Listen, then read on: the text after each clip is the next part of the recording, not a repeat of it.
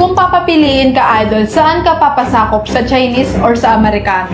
Hindi ako magpapasakot sa parehas. Ang sarap-sarap ng buhay natin Pilipino tayo eh.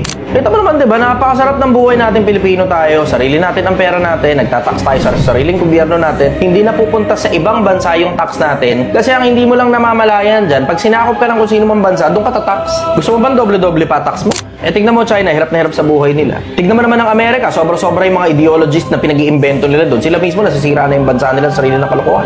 Mahirap na lang isa-isa yun eh, sasama lang loob nyo sa akin. Pero yung mga mapaghimagsik na mga bakla na sila daw babae, diba? At kailangan daw silang i-considera na babae sila. Yung mga ganyang ideology galing sa Amerika, hindi naman galing sa Pilipinas yun. Matagal na panahon na tayong mga Pilipinong naniniwala na ang mga bakla, lalaki yan. Somewhere in the middle. Yung mga katawan nila lalaki, yung panloob nila babae, in the middle sila, bakla, ang tawag doon. Eh sa Amerika hindi eh. May mga bakla, pinipilit, babae na talaga sila eh. O bala ka, gusto mong paniwalaan yung delusion na yan. Congratulations, sa'yo na lang yan.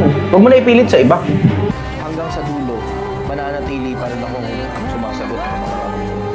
Mananatili akong hindi interesado sa politika. Mananatili akong hindi interesado sa pera. Mananatili akong hindi interesado sa kasikatan, sa kayamanan, sa kapangyarihan, sa katanyagan.